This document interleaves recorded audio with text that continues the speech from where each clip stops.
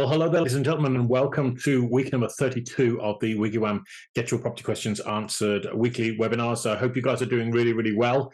I can't believe that it is now the start of July, and after waxing lyrical last week about how incredible the weather has been, it seems that winter has come very, very early this year. And for those of you that have been experiencing some temperamental weather, some rain, some heavy winds and all the rest of it, I really feel your pain, to be honest with you. So we're supposed to be going away this weekend for a little bit of a birthday celebration. And I've got to be honest with you, I'm looking at packing my winter clothes because I think it's going to be a little bit fresh where we're going, which is by the seaside. But anyway, apart from that, guys, how are you doing? I hope you're doing really, really well. If you've never been to one of these webinars before, the whole intention of it is to answer a bunch of your property-related questions.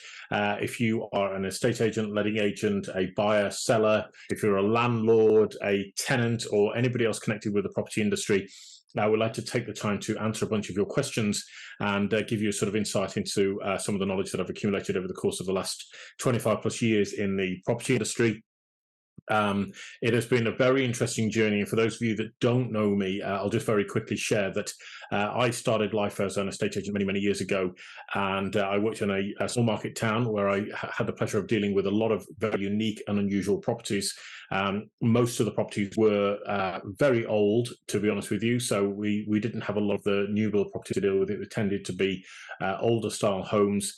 A lot of country properties, as you can imagine, they tended to come with a lot of complications in some respects, such as rights of way, easements, bridle ways, incorrect boundaries.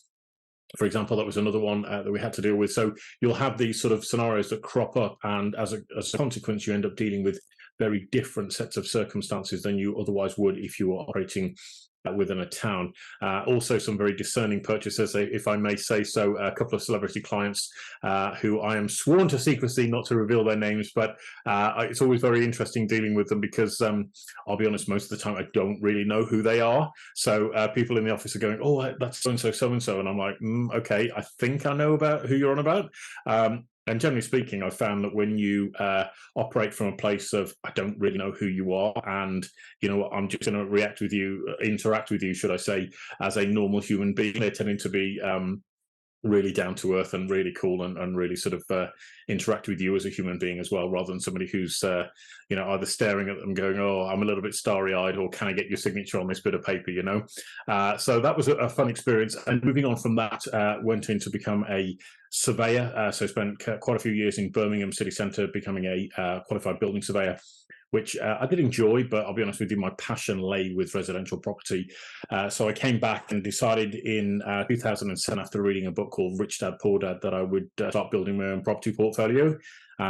Started buying properties literally about 5 minutes before the market crashed, which was very interesting, and then started to accumulate properties during the course of the last recession, which, as some of you will recall, was the 2008 banking crisis, as it was labelled then.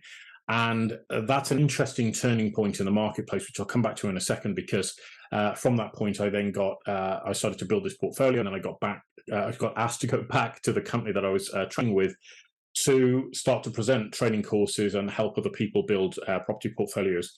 And that led me to a very interesting point where I was going around to a lot of estate agents and letting agents up and down the country in people's chosen investment areas. And I had the privilege of being able to interview an awful lot of estate agents. Okay. And that was a very interesting journey in its own right, to see how many estate agents and letting agents differentiated themselves from their competition. And I have to say that differentiating factors fell into a very, very narrow bandwidth. And this is not to in any way upset estate agents in that regard, but it's to impress upon you the fact that a lot of businesses are looking around at doing the same as everybody else is doing in the industry. And if you want my honest opinion, that's not the way to succeed, certainly in the market that's coming. Okay, so I started to help people buy and sell properties, and then what I noticed is that as property investors, we could achieve things that, you know, homeowners could only dream of.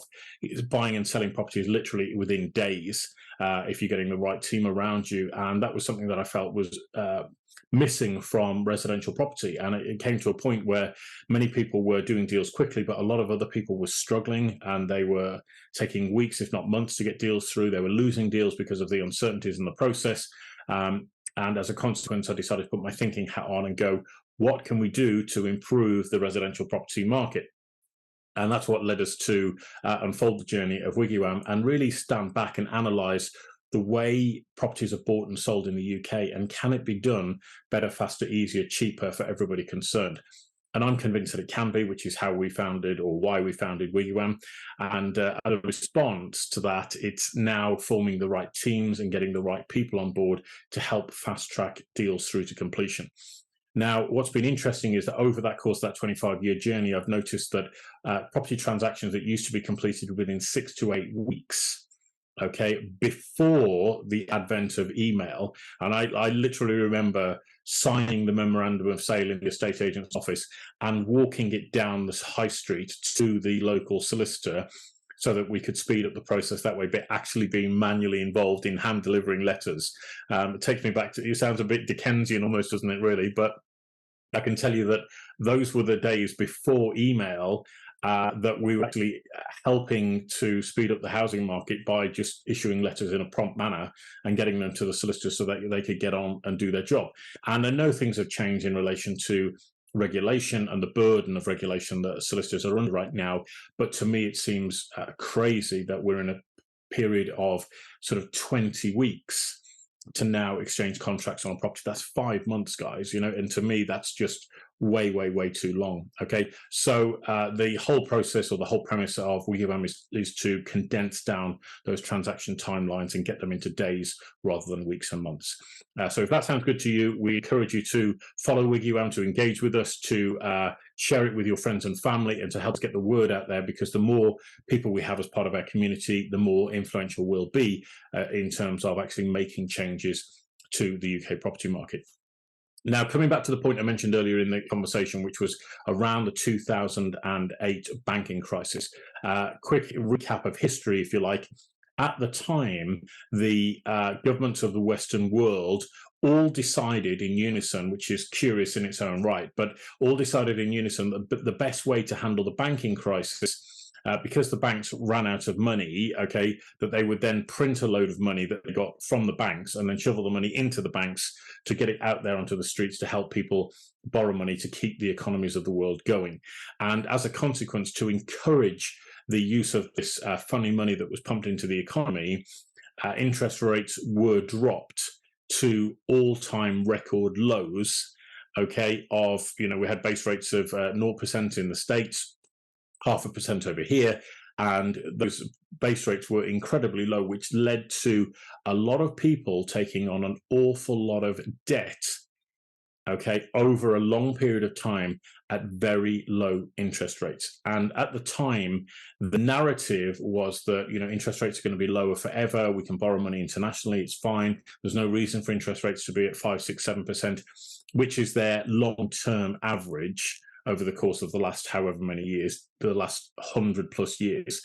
And so we're in this curious position now, guys and girls, where interest rates have started to go back up in order to stem inflation. That's what we're being told. And I think it's very interesting now watching a number of people that have been on these very low rate deals that are now coming to a position where they have to refinance, or buyers are now trying to go into the property market without the availability of finance that they once thought that they would have.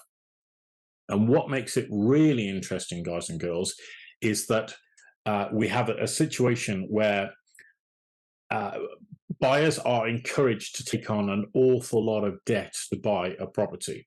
And the question I would ask you is, how much is a property worth if you're not able to borrow 50, 60, 70, 80% of the purchase price?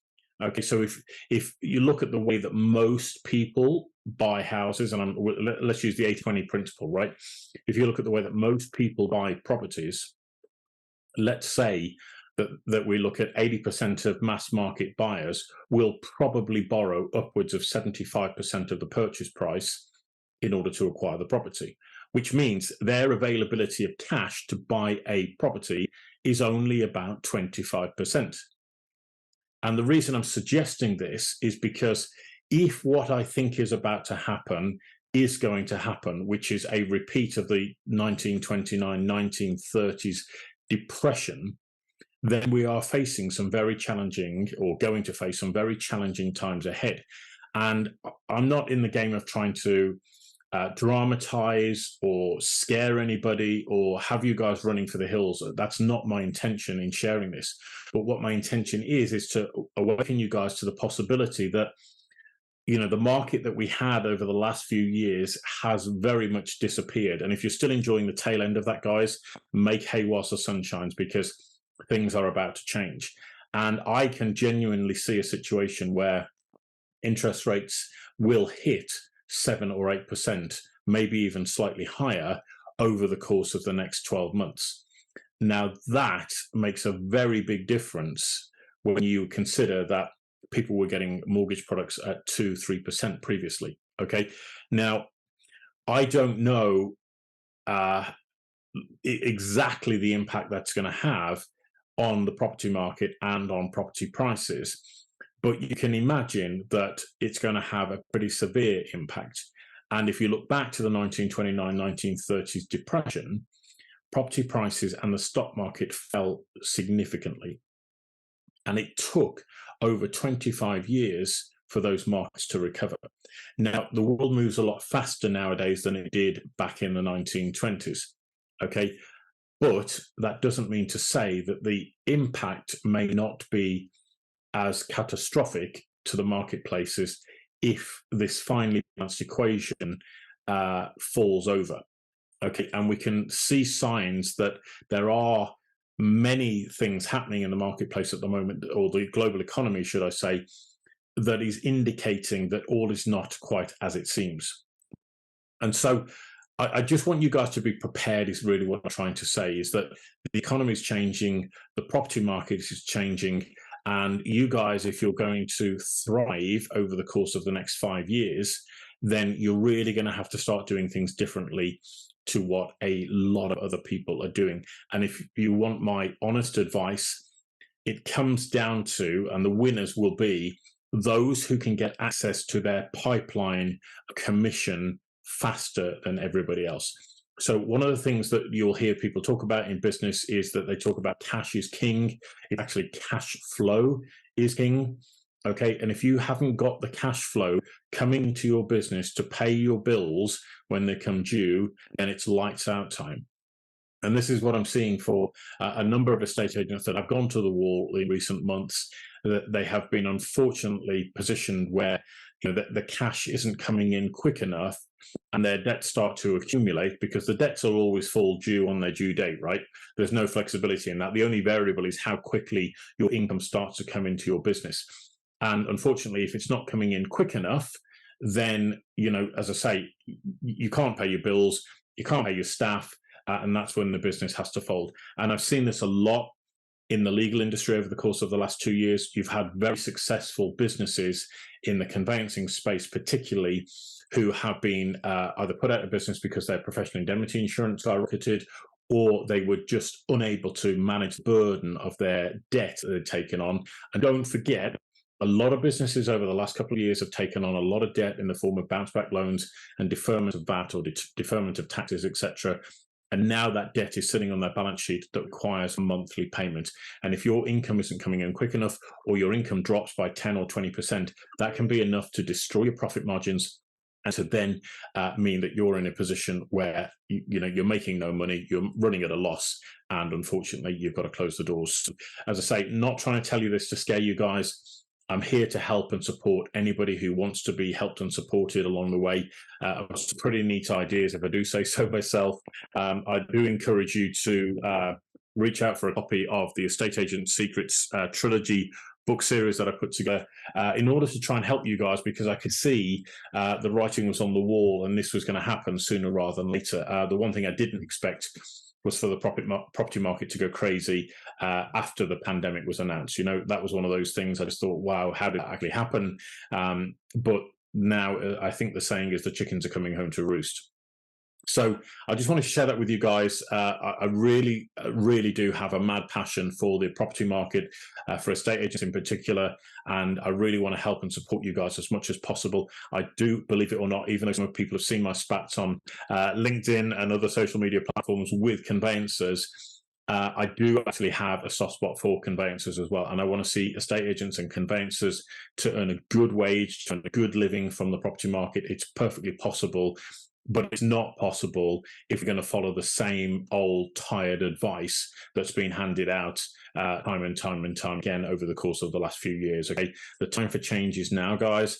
As I say, I'm not saying that I've got all the answers, but I've got more than most, I think, and I'm happy to share those with you for anybody who's interested in learning more.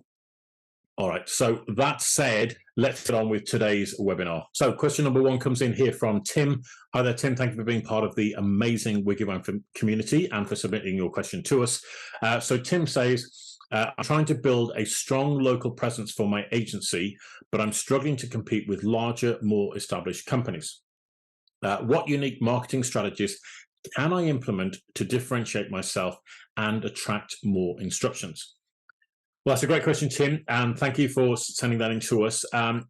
Look, I feel your pain when you're in this sort of position, right? You've got all this ambition, you kind of want to grow your business, you want to sort of put your flag in the ground and say, this is who I am, this is what I stand for, this is how I run my business, this is how I want to serve my clients. And unfortunately, sometimes you're coming up against competition that may not be playing to the same rule book as you, or the same ethics book, more importantly, than you are. Now, what I would do, Tim, if I were you, I would be looking at various ways that I could help to build my brand in ways that my competition aren't. And that might sound very, very obvious to you, but I did pull a book out recently that I think would be really useful to you. It's called $100 Million Offers. It's by a guy called Alex Hormozi. And the reason I mention that book is because it's really profound, looking how to hook your particular clients in a way that your competition aren't. And what I've experienced, as I alluded to in the introduction to this webinar today,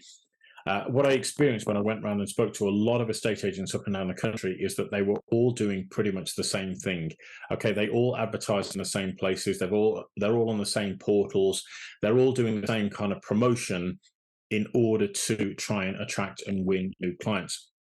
And I genuinely believe, Tim, the biggest way you're going to get a breakthrough is to join your customer in the conversation far earlier than your competition are. And what do I mean by that? Well, think about the traditional way that a lot of estate agents approach winning a new client. They normally advertise some form of free valuation, okay? And that entices people to come and talk to them, or they inquire via the website, they provide some details. You get on the phone and you talk to them, and then you kind of arrange to get your foot through the door. And when you leave it to that point, you've got to remember that you're going up against, 2 or 3 other estate agents in that moment. So you've got a 1 in 2, maybe 1 in 3 chance of winning the deal. And it's left to that 1 hour or so that you're spent with the client in their home to see whether or not you can win a business. Okay. Now, if you think about it from a seller's perspective, most sellers don't just wake up one morning and go, do you know what? We should move house. Okay, let's ring 3 estate agents and get them around for a valuation. That's not how they think, all right? They will be thinking about moving home usually months in advance, maybe even years. If they've got children and they want to get their children into certain schools in the local area, they'll be thinking about making the move well in advance. And that's when you need to join in the conversation to help and support them. What does that look like? Well, a lot of it will be producing content that's valuable to them in their search for a new home, okay, or the sale of their current property. Now, that might be in the form of a blog that you have on your website, or you post on WiggyWam. That might be in the form of video content that, again, you post on your own website or on social media, or again on WiggyWam. That's up to you. Okay. It might also be in the form of presentations that you do in your local area. Maybe you have an evening seminar that you run once a month, which is the state of the property market in your particular area, Tim. I don't know. That might be an idea that you might want to explore. It might also be in the form of your very own book. Okay, this is a strategy that I am adamant on now that estate agents need to embrace, because I think this is the clear winner when it comes to winning property instructions from your clients. Now, again, think about it. You go out to see your client, you do the valuation, and let's say out of 10 clients that you go and see in their homes, you might get 3 of them that will list their property with you or another agent in the next month. Okay, so you've got 7 clients, 7 valuations that you attended that haven't gone on the market yet, and they may filter on the market in the next 3 months, the next 6 months, the next 3 years. Okay, now again, what are they doing during that period of time? Are they going about living their life, or are they gathering information? Are they talking to other estate agents? Are they talking to their friends and family to get recommendations? Whose book would they be reading during that 2 or 3 months time period if they want to know more about selling their property in your local area? If they want to do a deeper dive behind the scenes of Tim, the estate agent who turned up and bloody hell, he's written a book. He must be the ultimate authority on selling homes because he's written a book. And out of the 3 estate agents that we've had around, he's the only one that's written a book. And he's the only one who's put all of his knowledge, wisdom, and advice in a book that he's told us could be worth as much as £40,000 to us if we follow the advice that he's set out in these pages. Okay, and part of that advice, of course, Tim, is going to be instructing you to sell their house, right? Okay, so it gets over, in my opinion, it gets over this whole idea of your competition going out, overvaluing and underfeeing the job to win it. Because lo and behold, that's going to be one of the strategies that you alert your clients to in the book that lets them know, by the way, this is an estate agent's tactic, and you might want to be aware of it if you want to be successful at selling your house for the best possible price in the shortest possible time frame. Okay, so that to me would be the number one unique marketing strategy that you can use to achieve your objectives of growing your market share. Because, like I say, who else is doing it? I only know one estate agent in the country that has actually taken the step to write their own book. And I'm following this guy like a hawk because A, he's a really good lad, and B, I'm really keen to see what impact now it makes on his business. Okay, because I think he's going to blow the doors off because, like I say, who else is doing it? You are the authority on that subject. Okay, now, again, coming back to $100 million offers, despite the book name, this is actually really, really cool to get your head around all the different things that you might want to do in order to help your clients move. And the one exercise that Alex does in that book, which I think is really, really good, is it gets you to look at the entire customer journey that your customer will be taking, and then you break it down into very small pieces so that you can put in place a strategy to address every one of those single pieces of the puzzle that your client will be faced with when it comes to moving house.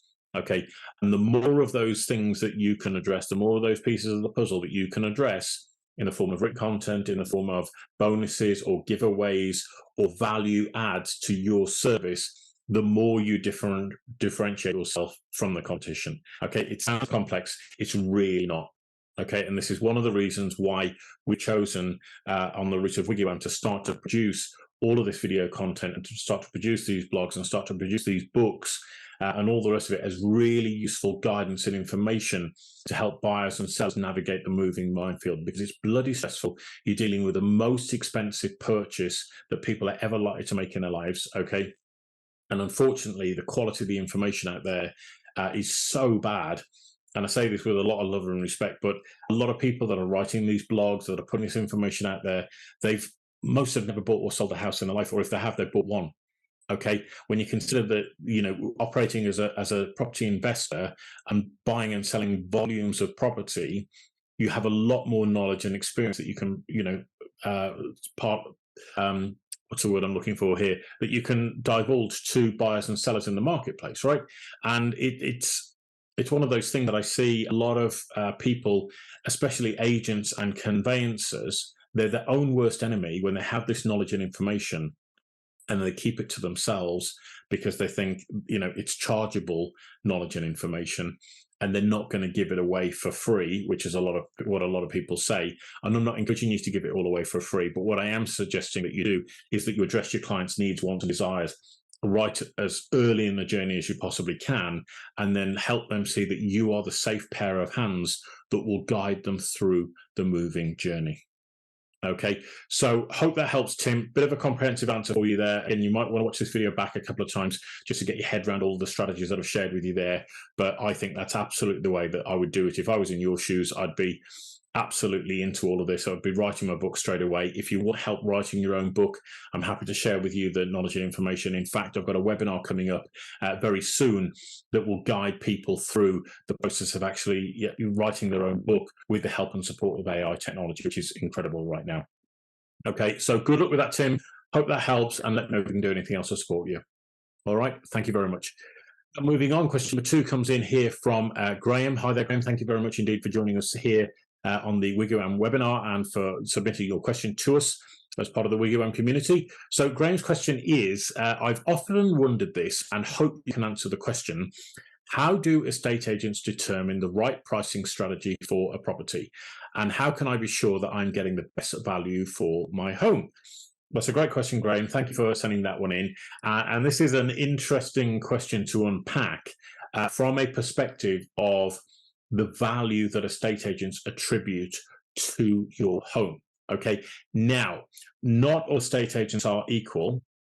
And what I mean by that is that the experience that an agent has and the knowledge of their local area and the knowledge of their buyer's database will determine the pricing strategy that they adopt for the home. Okay, now, typically, if you go to Estate Agents University, what you'll understand, that's not a real thing, by the way, that's just something I've made up as a title, but it sounds pretty cool. I might even set that up, all right? Estate Agents University, part of WiggyWam. But one of the things that you're told when you start the job as an estate agent is that the valuing of the property is usually done by what's called comparable evidence. Okay, now what is comparable evidence? Comparable evidence is other properties that have sold in the local area that are of a similar type and specification to the one that's being sold. Okay, so if you're selling a 4-bedroom detached modern house on an estate, then ideally when the estate agent's discussing the value with you of what they think they can get for the property, they will have at least evidence of 3 other properties of a similar type that have sold in the local area. Okay, and they will be able to tell you exactly what they sold for, and they will then be able to guide the property around that sort of figure because it's realistic. And the reason this is so important, Graham, is because the estate agent isn't the only person that will value this property. 9 times out of 10, you're going to have a valuation surveyor look at the property, okay, and that will be on behalf of the buyer's mortgage lender. And they will come around and look at the property, and they will do exactly the same exercise as in get 3 comparable properties that are local to yours and that are sold, and it's usually within the last sort of 6 months, okay? They want accurate information because their neck is on the line as far as putting the values that property is concerned, and if they get it wrong, the lender will turn around and sue them. Okay, so it has to be done in a careful and considered manner, which is what a surveyor will do, and a good estate agent will also follow the same format, because why wouldn't they? The surveyor is going to do the job in the first place. Now, to tweak this strategy a little bit further, Graham, what might happen is that if the market is booming, as in the market's rising as it has done over the course of the last 2 years, the estate agents may well take those 3 comparables and say, do you know what, actually, though, we've got high demand, we've got people chasing properties, we know our database, we know that we've got 3 people looking for it right now, this exact same property, and therefore, even though the comparable evidence suggests the price is worth $265,000 for this property, for example, we think we can probably get 275, okay? Because a property is only worth what somebody is willing to pay for it, right? And it has to be, I think the definition, don't quote me exactly on this, but I think the definition is something like it's an unfettered arm's length transaction between a willing buyer and a willing seller. It's words to that effect, okay? So that means there's no special inducements, there's no special incentives from either party. You've got the house, it's up for sale, okay? There's no, as I say, no additional extras like hot tubs and all the rest of it. The property is up for sale, it's at a price. You've got a willing seller and a willing buyer in an arm's length transaction, okay, i.e. they don't know each other and they've just come together, and the buyer decides they want to live there, the seller decides they want to sell that property in that area, and away you go, all right? So the reason I mentioned the buyer's database is because skilled estate agents should be being in touch with their buyers on a fairly regular basis, and they should be knowing exactly what types of property they're looking for. And this is really cool for you, Graham, because if they know their buyers well and they've spoken to them, they've built rapport with them, and they've got a relationship with them, what they will do is they'll be straight on the phone and say, I've seen a really nice property that I think you're going to like. I encourage you to go and view it. And they'll get those 2 or 3 people through the door sooner rather than later, okay? And that will put you in a great position, because they'll come and have a look at the property, and if there's a bit of a bidding war, that will only help to push the price up in one direction. Now, a qualifying point to make on this, Graham, is that it comes back to what is the position to proceed of the buyer. And what does that mean? Well, the position to proceed is really centered around does the buyer have a property to sell? And if they do, is it even on the market, or have they not bothered to put it on the market yet, or is it sold? And is it sold to a first-time buyer or a cash buyer, or are there 2 or 3 other people in the chain? Okay, because each one of those scenarios will ultimately mean that the buyer may be either a complicated buyer, as in there's a higher chance of something going wrong and them actually not being able to proceed to buy the property as they first thought they could do, which could mean disappointment to you as the seller, because you've got all your hopes and dreams set on selling your property, buying the one that you want to buy, and then the chain collapses and you're left, without being able to move. Or have you got a cash buyer who's got nothing to sell, they're in rented accommodation, they're dead keen on the property, they only require a small mortgage, or they're just an outright cash buyer? That would be almost like a home run in terms of a buyer. And the reason I mention those 2 scenarios is because a good estate agent will be able to tell you and should be able to advise you on which is the preferred buyer to go for. Okay, and that doesn't mean there's cash in brown paper envelopes being passed under desks. That's not how it operates. But it does mean that the estate agent who's doing their job properly will be able to tell you which buyer carries risk, which buyer doesn't, okay, which buyer is in the best position to proceed. Okay, so those are the sorts of things that you should be aware of when it comes to how estate agents value the property. Other things will be centered around the type of property, the area it's in, and the ultimate desirability. So, for example, if you've got an extreme one-off property that's hugely desirable, it's in an amazing area, and you know that you've potentially got 1 or 2 buyers who are just going to want that property no matter what price it is, you can kind of throw the comparable rule book out the window, because you're going to have people turn up, they've got the money or they've got the resources, and if the properties are on the market at let's say it's 2 million or 2.5 million, it's going to make no difference whatsoever. They're just going to snap the property up and they're going to take it on, okay? Because that's the skill of the agent, to be able to suss out those buyers, find them, and get them into your home to view. All right. So I hope that gives you some context there, Graham, as to what can actually be done when it comes to the pricing strategy of a home.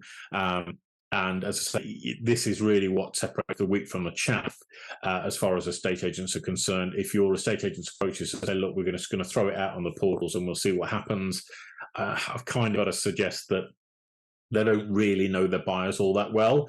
One of the challenging questions you might want to ask the estate agent, Graham, is, do you have buyers lined up for this type of property already? And if you do, can we get them around the property straight away? And if they go, oh yeah, we've got 3 people willing to buy. Okay, great. Let's get them through the door. Oh, well, I need you to sign a 12-week marketing agreement. Well, we don't need to sign a 12-week marketing agreement if you've got 3 buyers that you're convinced that are going to buy this property straight away.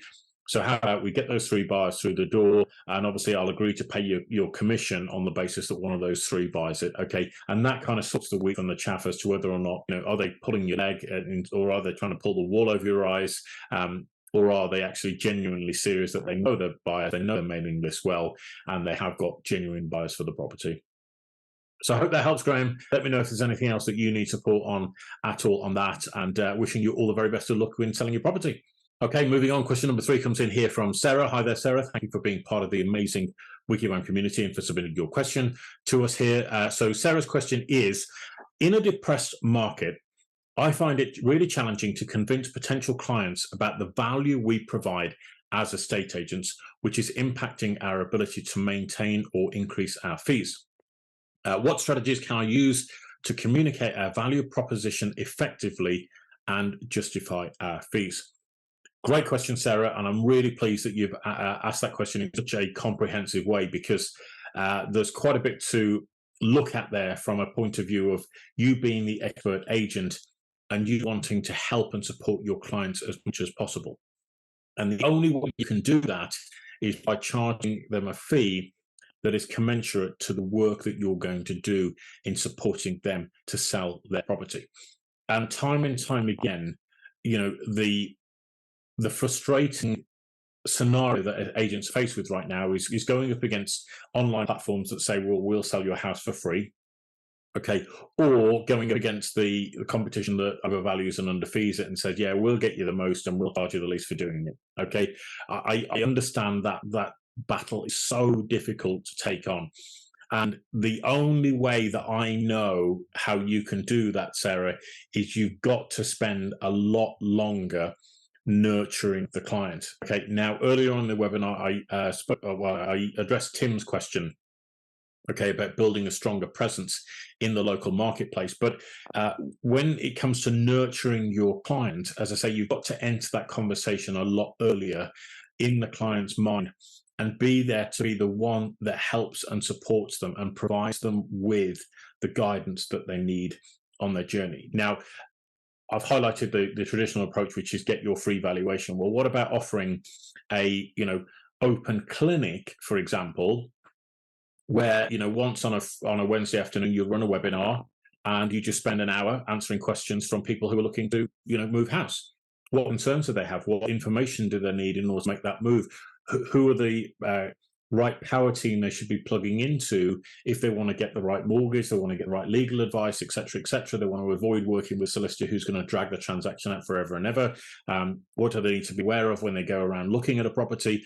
All of this sort of stuff is real value add that to you, Sarah, being an expert agent in the industry, is probably going to seem like really, really basic stuff.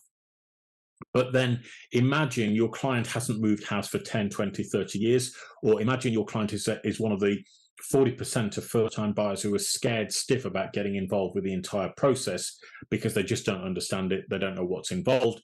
They don't know what they need to do. They don't know who they need to employ. They don't know where to go for advice and all the rest of it. Those are the sorts of people that you're going to need to tap into now that the market's going to get harder to sell properties, okay? So that is about providing as much value as you can. As I said to Tim, you can do this in the format of blogs, you can do this in the format of video content that you're producing. You can produce your own book, which I think is an excellent idea when it comes to getting people more insight into you as an agent and how you can really help them. And one of the things I think people need to be doing when it comes to writing their own book is sharing the stories. If you've been in the game for 5 years or more, Sarah, you'll have a lot of experience that to you might have forgotten half of it. If I'm honest, you probably have entered all these different scenarios. You've helped clients either save money on the property that they're buying, or you've got them more than you thought you could for the property that they were selling. And I'd encourage you to go back through your archives and look at the properties that you've sold and write down ideas for stories that you created around the sale or the purchase of properties for people, because what you'll find is that's really relatable stuff. And one of the ways that we bond as human beings is through the power of story. So if you can share something like, here's how I helped my client Dave saved £40,000 on the purchase of his home. I mean, who's putting content out there like that in the marketplace at the moment? Not many people. Okay. Now, if I was a buyer of property, that headline would attract me to want to read that blog post or that letter or newsletter, whatever it might be, because I'm going, actually, I'd like to save 40,000 on a purchase of my next house. I mean, who wouldn't want to save £40,000, which is actually far more if you think about it. You've got £40,000 over a 25-year mortgage, which is probably going to work out to about what, nearly £80,000 if you think about it. So the saving is massive when you put it into that sort of context. And this is the sort of thing that people need help and support with. Now, you've probably got a massive mailing list that you're sitting on that need this help and support. So write the blog posts. You know, you can use AI to help you with these sorts of things. Now, put those blog posts onto your website, drive traffic to it in the form of your email marketing, and market to these people and let them know that you've got this content out there, okay? Because this is what's really helping you to raise your profile against everybody else in the marketplace who isn't really going to be doing all of this. I can tell you that straight away, okay?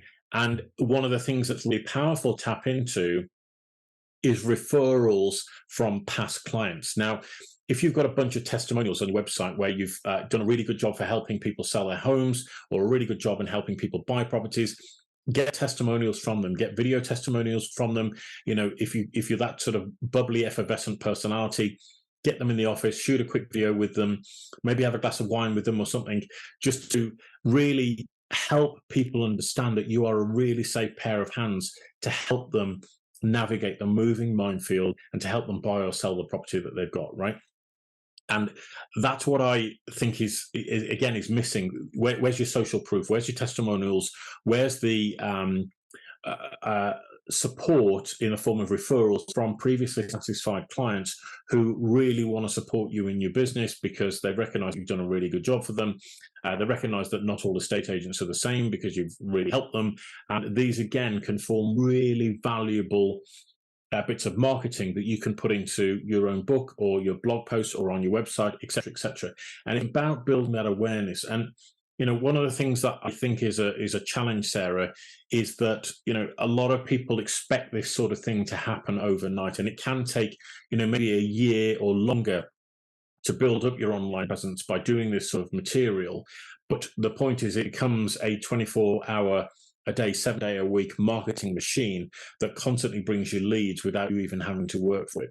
Okay, and it's very, very popular, nowadays to be doing this sort of thing, but do it in a way that is authentic. Do it in a way that's not centered around you, the agent, but centered around the client and the real results they've got. Okay, what I just gave you there is absolute gold. So if you didn't get it, go back and rewatch this video, but it is about focusing on the client and the outcome they can expect to receive as a result of working with you.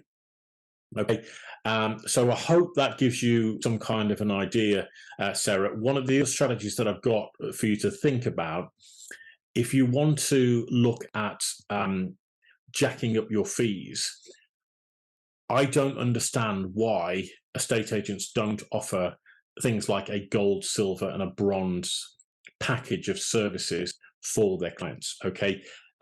Because to me, it makes perfect sense. And if you sit down and again, refer back to Alex Hormoz's book, $100 Million Offers, okay? If you refer back to that, and he will tell you how to build packages out for your estate agency services, okay? And if you think about it from that point of view, look at all the things that you could offer your clients, okay? And break them down into, well, what can I offer if I offered somebody a gold standard at 2%? If somebody paid me 2% to sell their home, what level of service would I be providing? And the challenge is, estate agents and conveyancers in particular will go, oh, clients don't want to pay that much for me to help them. Okay, therefore, I'll just do what my competition is charging, and then I'll charge 1% or less. Okay, whereas when you switch that thinking and you go, okay, the client's going to pay me 2% to sell their home. What do I need to provide to, offer that level of service? Because it switches your thinking and it opens up the possibility of a greater conversation with the client. So your gold service might be at 2%, your silver might be at 1.75%, and your bronze might be at 1.5%, for example. But you're itemizing exactly what they're going to get. Plus, you can do some really cool things and start to add in things like bonuses for the client signing up with you. And that might seem like a really odd thing to offer in the estate agency world. Again, who else is doing it? How many of your competition would be offering a bonus just for signing up with you? And the answer to that is precious few, okay? And I think that could be really, really powerful, because the bonus might be you will be their personal concierge when it comes to buying their new home, and you will take on all the stress of the negotiation for them and help them secure their property at the best possible price. Okay. Now, who wouldn't take that on if you're an expert estate agent used to negotiating and being in the trenches on behalf of your clients? Okay. To me, again, it makes perfect sense. But that 2% could make a massive, massive difference to your profitability at the end of the day, and spell out to your client in clear terms, okay, just how much more beneficial it will be to go with you rather than your competition who's lowballing on the fee.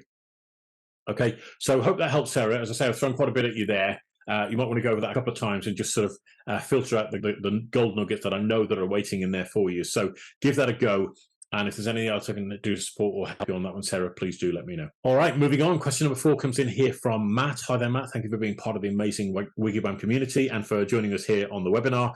So Matt's question is, how can I effectively use online platforms and social media to advertise my property and reach a wider audience? I'm a little concerned that my estate agent isn't pulling their weight at the moment, and I want to explore other ways of getting more viewers and getting the property sold so we can move. All right then, Matt. Well, great question. Thank you for sending that one in. I want to address this head on straight away, Matt, because the challenge that I see at the moment now with social media, and I'm going to look at this from an estate agent's perspective as well as a seller's perspective, okay? The challenge I see at the moment with social media, a lot of agents are jumping on it and going, oh, well, we're going to use social media because it's free, okay? And the real frustration for a lot of people is that social media isn't actually free, okay? It seems like it's free, but if you want to get that reach and that exposure and do it properly, then you're kind of drawn into a battle of the algorithms, okay, where you're in a position that you can do better against the algorithm if you're a paying client of the platform. Okay, so that's the first thing I want to mention to you. And the reason I mention that to you is because it then attracts the idea of having to spend money on marketing in a place that you thought was previously free. Now, by all means, share the property online and all the rest of it, but I also have security concerns when you're sharing property out into the wide world where anybody can look at it.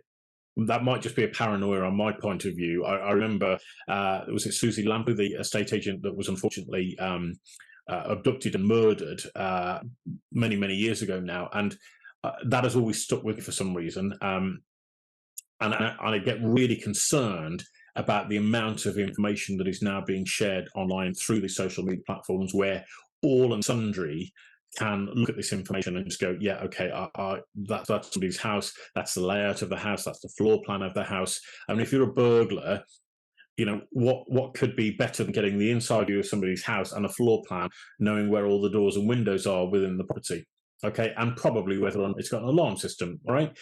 Just a concern that I have that I think probably warrants a little bit more analysis than it's currently getting, okay? So that's one thing I want to say to you.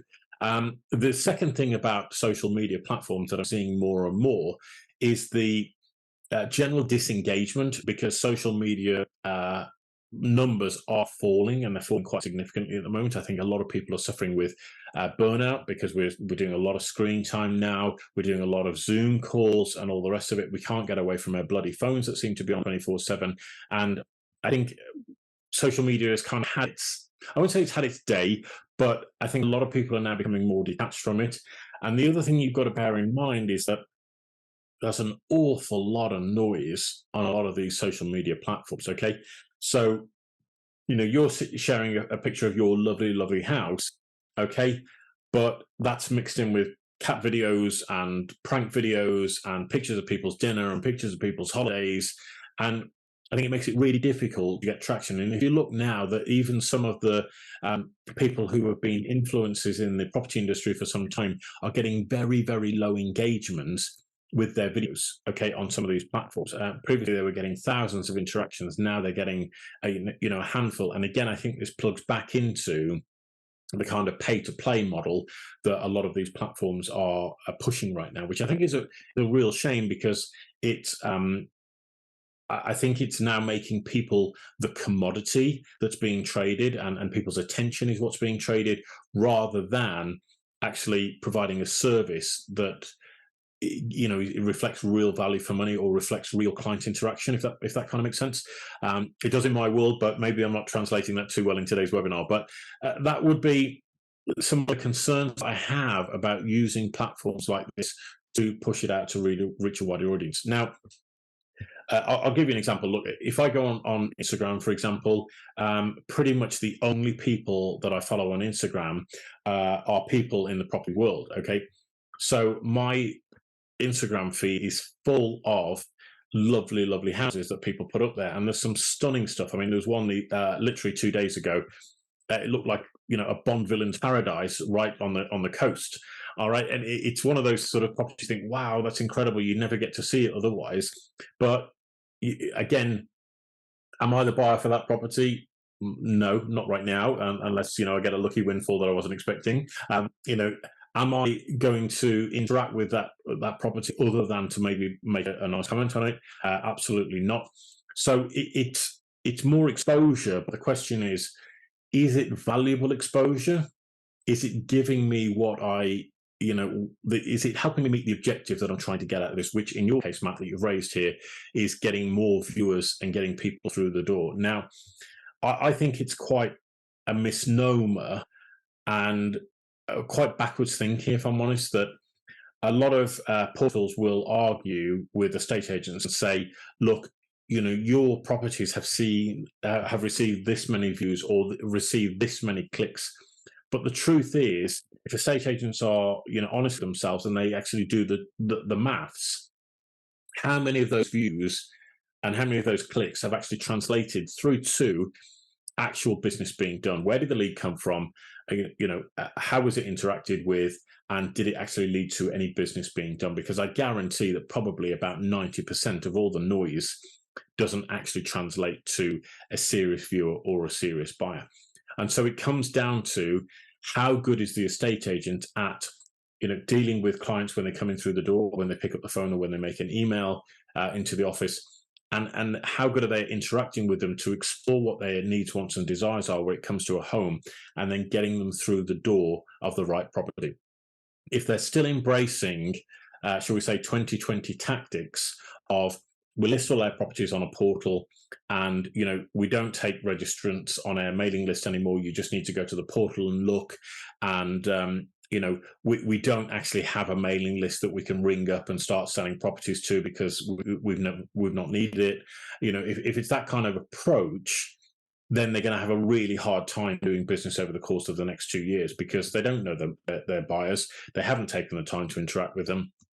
And let's be frank, any serious buyer who's in the marketplace for a property is going to speak to all the estate agents in a particular town. They will take the time. They'll go on each and every platform or portal. They'll take the time to go and speak to the estate agents by a phone call or an email or some kind of communication. And I can tell from my own personal experiences of house hunting in my local area, the difference between those that are at the top of the game and those that are doing, I don't even know how they're keeping their doors open, quite frankly, is astronomical. You can send inquiries and not hear back from an agent ever. That to me seems very, very bizarre as a somebody who's in the business. But that's the game. That's the nature of the game that we're playing at the moment. But as I say, things are going to change. So as far as you're concerned, Matt, in terms of getting that additional exposure, look, by all means, you can do things like your video tours. You can do things like, a walkthrough of the property with a mobile phone and talk people through all the different rooms. You might want to invest in some lighting gear to maybe put a bit more light into the rooms, because sometimes they can be a bit dark on these videos, noticed. You can start to share a little bit more about what it's like to live there in that particular property. But unless you've got a big social media following, it's going to be very difficult to crack. Now, there is a company called Reld Property, RELD Property. They are in the equestrian space. And one of the things that they built up first and foremost is a massive social media following, centered around the equestrian community. And they have the very fortunate position where now a property comes in that they have that they like to share. They share it out to their audience, and their audience helps to perpetuate that growth, because they also know other people in the equestrian community, and they share the properties out far and wide. That is a very niche strategy that they've made to conquer, because they've invested the time and effort into doing that in that particular niche. Okay, so if you do have an equestrian property there, Matt, I'd certainly recommend you speak to Simon and Melissa at Reld, because I think they'll really help you with exposing the property in that regard. But otherwise, I think it's going to be, you're probably going to have more joy in selling your property if you look at the effectiveness of pricing, okay, and if you look at the effectiveness of curb appeal on the property in terms of getting people through the door. So does it look nice when you pull up from the outside? Does it photograph well? Is it decluttered internally so that the photographs present nicely, and when buyers come around, they can feel a real sense of home? Okay, that's what I would be focusing my efforts on. And then again, anything that you want to try and do on the platform to spread the news far and wide on Facebook or Instagram or even LinkedIn or anything like that, by all means, feel free to do so. I don't want to set you up for disappointment, so I'd be cautious in terms of what my expectations might be as a result of doing that exercise, Matt. All right, and obviously you can feel free to put it on WiggyWam if you want to. We'd be delighted to help you get a bit more exposure to the property there. Although really our main market is dealing with estate agents, so talk to your estate agent, and if they want to plug into WiggyWam, we'd be happy to have that conversation, and we'll get everything set up from there.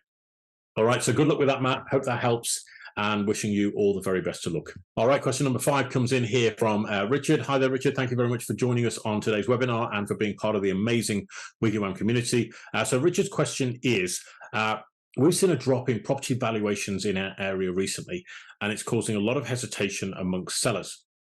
How can we as estate agents instill more confidence in our clients to make their move even when the market looks uncertain? Well, that's a great question, Richard. Thank you very much indeed for sending it in. This is a scenario that I think is going to happen more and more and more, where sellers are cautious and they are going to sit on their hands and they are going to be nervous about making a move. Now, let's just address the elephant in the room here, because this is something that is not being talked about. But if you consider what's happened over the course of the last 2 years, is that we have had an enormous amount of people move house in a very short period of time. And normally, where those transactions would be staggered over the course of a couple of years, because of government incentive and because of the most unusual circumstances that unfolded from 2020 to 2022, a lot of people took a plunge and actually decided to sell their home and make a move. Now, as a consequence, those buyers and sellers have been taken out of the market probably for the next 7 to 10 years. So it is only natural that the number of transactions will begin to fall, because there's been an excess or a glut in one particular area. Okay, and when you combine that with the slow transaction times and the fact that if you speak to most people that have moved in the course of the last 2 years, they'll tell you it was a bloody nightmare and don't want to do it again. Okay, that's certainly been my experience when I've been talking to buyers and sellers and people that have moved home. And that's a real shame, because you're there to do a good job as an estate agent, but you're being let down potentially by the other problems in the moving process, such as land registration, such as slow conveyancing times, such as searches not coming back in time. And that is, again, some of the things at the heart of the property market that we're trying to tackle with WiggyWam. Okay, so in terms of where you are as an estate agent, first and foremost, Richard, the first thing I'm going to encourage you to do is to always tell the truth. Okay, because That to me, rather than trying to talk a really good game and try and boost sellers' confidence by going, the market's still really, really good and all the rest of it, when you know it isn't, that inauthenticity is going to come across in the conversation. They'll pick up on it. They may not realize what it is, but they'll be very cautious about taking that step and putting their house on the market. So the honesty that you're delivering in the course of your presentation is going to reflect the fact that pricing of the property is going to be key if they want to attract a buyer and if they're serious about moving. If they're not serious about moving, then that's going to show up because they're going to put the property on the market at an unrealistic price, or you're going to get a feel that they're not actually that serious. And one of the best ways to flush them out on whether they're serious or not is to ask them to commit to a marketing budget up front when it comes to selling their property. So you might ask them to put their hand in their pocket for 350 quid to contribute to the marketing budget. If they resist that and they say, no, we don't want to do that, then that could be an indication that they're actually not a particularly serious buyer, a particularly serious seller of their property in the marketplace. Okay, so that would be one approach that I would look at. Now, you know as well as I do, Richard, if you've been in the game for any more than about 5 minutes, that most properties will sell if the price is right. Okay, and what we're seeing at the moment, as I say, is a natural pause in the marketplace based on 2 years of incredibly hectic activity. And there are still people looking about to make a move for whatever reason, growing family, need to move the kids into a different school, death or divorce, unfortunately, those sorts of things will happen. But the biggest thing you've got to go up against now is the willingness of a buyer to take on a mortgage at a higher interest rate than they would have done over the course of the last 2 years. Okay. And when you're asking somebody to take that step in a market that is uncertain, i.e., the interest rate could creep up another 1 or 2%, and that mortgage get more and more expensive, it's only natural to see buyers want to sit on their hands. Okay. And what I would suggest that you might need to look at in this sort of scenario is to help buyers buy a property. And what I mean by that is, let's say, for example, you've got a seller's property, it's on the market for 250,000.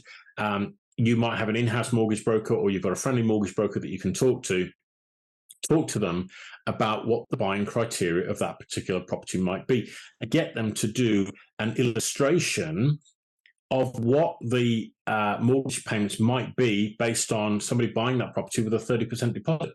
Okay, maybe show that there are currently 2, 3, 4, 5-year fixed deals about that aren't actually as expensive as people might believe. Okay, so you're helping to remove some of that fear through logic. Okay, these are the hard facts. This is what's available in the marketplace at the moment. And again, share that knowledge and information with your clients. Okay, because again, what I've witnessed in a lot of the estate agency marketplace is that estate agents tend to be very compartmentalized. Okay, so the estate agent goes, this is my job. My job is to market and sell the property. Okay, the conveyancing bit, I don't want to know about. The mortgage bit, I don't want to know about, because I refer people to the professionals, right? And it's right to do that.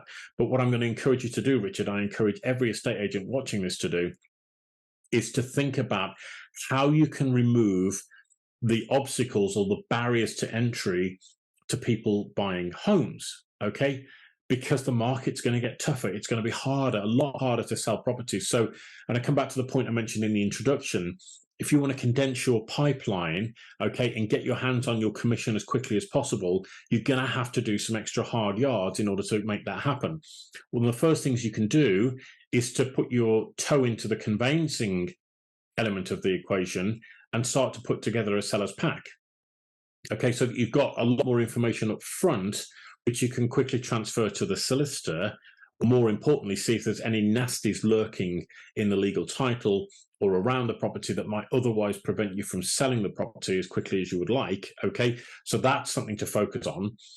And then on the flip side, on the mortgage side, why don't you provide some illustrations? Okay, this is what you can expect to pay based on, 2, 3, 4, 5-year fixed if you want to hedge your risk, or based on the different levels of deposit that you might be putting in there. Okay, that again, it's more information. It helps to allay those fears.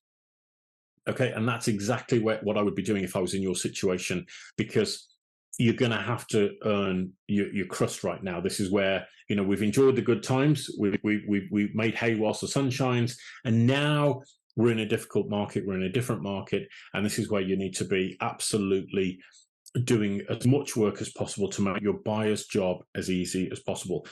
And I'll share something that I recently found out from working with guys like Tim Main, okay, from Pit Vaults, and also Phil Priest from Four Corners Property. Okay, they recently did a trial where they looked at what the effect would be if they got the buyer of a property to commit to paying for the searches, and only the searches, as part of the buying process. Okay, now the impact was astronomical, and unfortunately a lot of estate agents didn't want to commit to this process, so they got the mortgage brokers to offer the searches to the buyer at the point of arranging the mortgage. And the buyer was like, yeah, that seems like a sensible idea, why wouldn't I?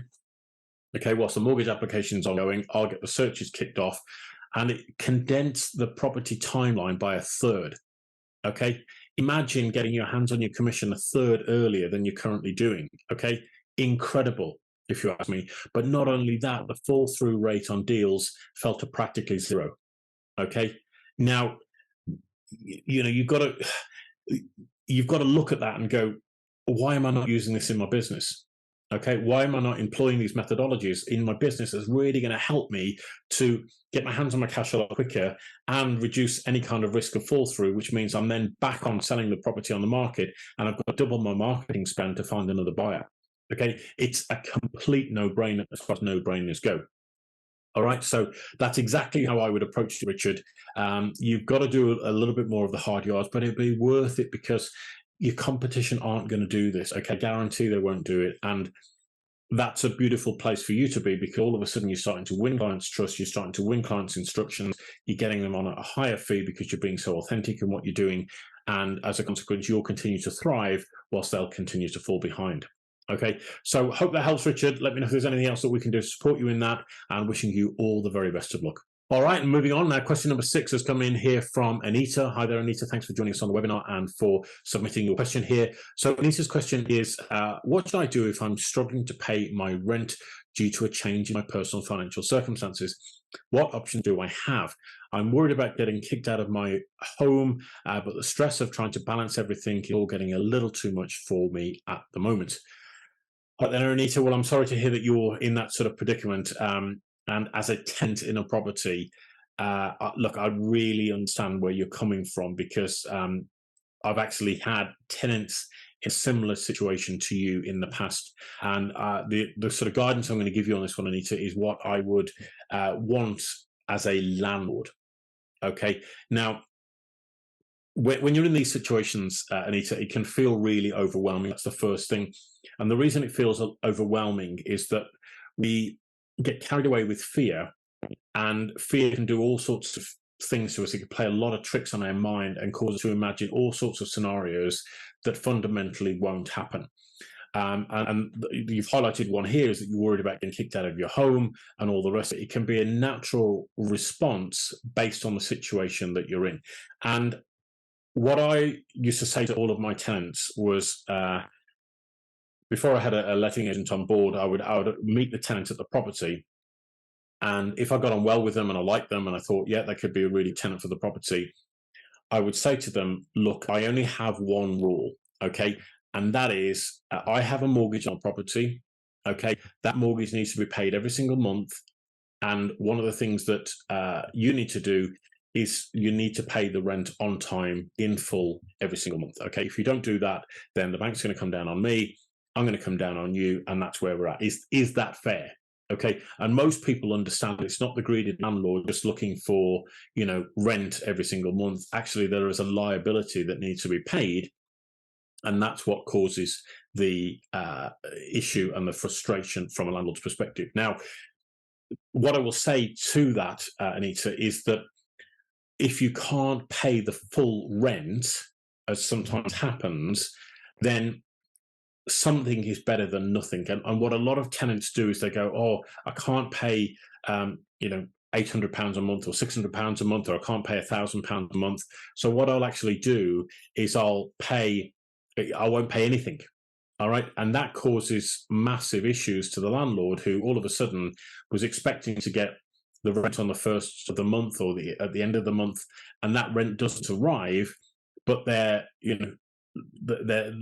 lender still wants them to make a payment every single month. Okay. So now they've got like a, six, eight or £1,000 shortfall in their cash flow, and that's what starts to breed the problems. So the first question or the first thing to address, Anita, in your situation is to say to yourself, well, okay, I can't afford to pay the full amount, but I can afford to pay something rather than nothing. And what that does is that shows willingness and commitment from your side. You're not burying your head in the sand. You're not saying, oh, God, I hope this problem will go away. You're not ignoring the phone calls. You're actually taking the bull by the horns and going, do you know what? I'm in a bit of a difficult position for whatever reason. This is kind of what's happened in my life. I'm trying to sort things out. I can't afford to pay the full amount, but what I can afford to pay is X. Okay. Now, if that's a short-term situation and you're a good tenant otherwise, Anita, the landlord might do what I've done in the past, which is to actually work with you as a tenant to help you get through this tough period and get things back on track. And then you make up the arrears at a later date, like £50 a month or whatever it might be. Okay. I've done that with a couple of tenants in the past. It's worked really, really well. And what it's done, it's strengthened the relationship between me and the tenant, where they know that they've got those sorts of problems. They can call on me and we can resolve them. So I'll give you an example. Steve, one of my tenants, one of my very first tenants, was a lovely, lovely, lovely guy, dead straight. Him and his girlfriend moved into the property, and they were there, I think, for about 5 years. And during that course of time, they had like 3 kids or something. And there was one to do with these things where sometimes he had work or he didn't, and we just managed the relationship. Okay. And then one day he said, look, I've got to move out the property because I've got too many kids and we've got too much stuff and I need a bigger place. Have you got anything else we can move into? Because you'd be great. I said, I'm sorry, I haven't. But, wish you the best of luck. If you need to go, don't worry about it. You go. His exact words were to me, I feel like I'm stabbing you in the back by moving. I really want to stay with you. I said, look, Steve, you've got to do what's right for you. Feel free to move. Not a problem. Get on with it. It's fine by me. All right. So 3 or 4 weeks later, they found a property that they wanted to move into. They gave the notice. I said, no problem. Just move when you need to. Just hand the keys back to the letting agent, and we'll get on with it. And he then moved into the property and called me later on that afternoon and said, I'm really sorry, we've made a massive mistake. I said, what's gone on? And he said the property we've moved into, didn't realize at the time, it's got black mold because there was all furniture in the property that was put up against the walls and that sort of thing. Now that furniture's gone, we can see there's black mold everywhere. We don't want to live in the house. We're petrified that it's going to have massive health issues for our kids. Can we move back into the house that we've just moved out of, i.e. your house? I was like, well, of course you can, Steve, no problem at all. You've been a great tenant. I'd love to have you back, and for however long it is. And he said, well, I'd love to do that, but because I've spent my deposit on this property, I don't have the money for this month's rent. I said, look, Steve, get yourself moved in, get yourself settled. We'll sort all of that out at a later date. Okay. I know you're good for it. That's the kind of relationship that I want to have with you. Okay. And we could do that because there was honesty and transparency between the two of us. And, he was just so grateful and thankful for it all. And I'm not saying that to boast or brag, but those are the sorts of scenarios where you genuinely help genuinely nice people in these sorts of scenarios, Anita. And hopefully, you've got a landlord that will be understanding of your current situation. And don't forget, there are many other tenants out there now who will also be feeling the squeeze. So the dilemma that the landlord's in effect is, do they get you out of the property, which at the moment is taking probably 12 months to get a tenant out of a property now, and that's even if they're not paying a single penny in rent. Okay, so they've got to go through that arduous process. Or do they look to cut a deal with you that keeps you in the property, keeps you paying some element of rent, and hope that they can work things out over the medium to long term? If I was a landlord, I'd take an option 2 every day of the week. Okay, so hopefully they've got a letting agent involved that can act as a middleman, if you like, between you and the landlord. And I would just ring them up. I'd have the conversation. I'd just say, look, I'm really sorry to do this, but this is my situation. I really want to straighten things out. This is what I can do. This is what I can afford, or I'm waiting for emergency housing from the council, or whatever your circumstances might be. And I think forewarned is forearmed. So if you can do that and you can put that information in the hands of the letting agent, it's really going to help them to help you and help the landlord. Okay, the worst thing you can do is bury your head in the sand and get really scared about this situation and make all sorts of scenarios up in your head, which ultimately aren't going to serve you. And they're not going to serve the landlord, and that's when things spiral out of all control, and people end up getting really, really upset. Okay, so definitely have that conversation. Put your cards on the table. Look for some help and advice, and I think you'll find that they're really supportive in dealing with it. You can speak to a local council if you're struggling with the particular property, and if your circumstances have changed that much, Anita, you may have a housing department within the local authority. They may call it different things, but it's really the housing department you want to talk to and see if they can offer some kind of emergency accommodation. Usually what I found in my experience, Anita, is that councils aren't, how do I put this gently, they're not particularly gentlemanly in the way that they conduct themselves, because what they say is that they won't offer you emergency housing if you make yourself intentionally homeless by moving out of the property. And what that means is it's code for the landlord's got to evict you before they will allocate you a property. And I had this happen with one of the tenants on the very first property that I bought to rent out. Again, lady moved into that one, lovely, lovely lady, got on really, really well. And her situation was she was in that property for about 4 or 5 years, and her son came of age and became 18, and they stopped paying housing benefit at the full amount and reduced it down by something like, I don't know, it was like 120 quid a month, which meant she couldn't afford the full rent for the property. She was very upfront, she was very open and honest, as I've sort of outlined earlier in the question, Anita, and what she said was, I'm really sorry, I can't afford to pay you. This is what's happened. Housing benefit's been cut. I can't then afford to pay you full rent for the property. This is what I can pay because that's what I've actually got. And she said, I've spoken to the council, and the council have said they'll only give me a home if you evict me from the property. Okay, so I was like, okay, so I've got to serve you notice and I've got to apply for eviction of you from the property. And she's like, yes, that's exactly what's got to happen. And this lady actually had I think it was a care worker that worked with her as well, and she was getting really, really worked up about it. I said, look, I don't really want to do this to you, Lisa, her name was, but if that's the only way that we can get around this. And in the end, what happened was I served notice, and the notice was ticking down, and then I wrote to her and the council and said, you need to resolve this issue because it's going to look a bit embarrassing when we've got a single mother with 2 kids that's now about to be kicked out onto the street. And as time ticked on, what they actually did was they did an about turn at the sort of 11th hour, and they said, okay, here's what we're going to do. We're going to backdate the housing benefit payment, and we're going to pay the normal rates now going forward, because we haven't got any housing to put her into if you evict her from the property.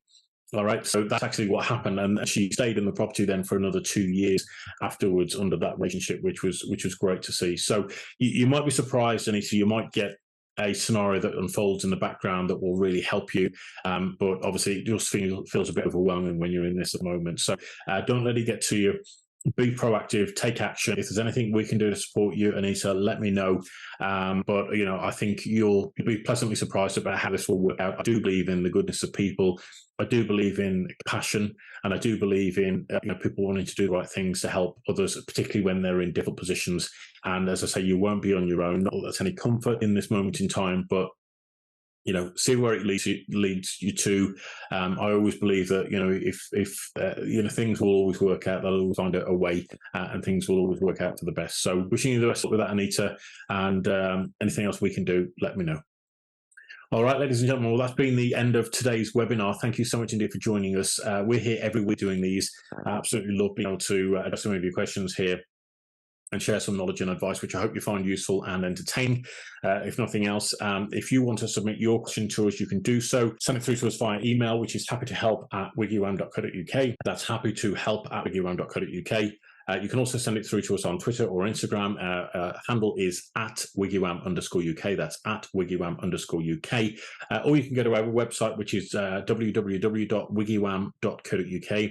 That's wiggywam.co.uk, where you can sign up, you can set up a profile on that website and send us your questions through there as well, which would be amazing. So, as I say, guys, wishing you all the very best of luck this week and going forward. I hope you're going to get some time out for your summer holidays as well. Hopefully the weather will pick up and be even more glorious now than we've had over the course of the last couple of weeks. And if there's anything we can do from WiggyWam to help and support you in your journey, it would be our pleasure to do so. So thanks ever so much indeed for joining, guys, and wishing you all the very best of luck in the future. Good night and God bless. Thank you so much. Bye-bye.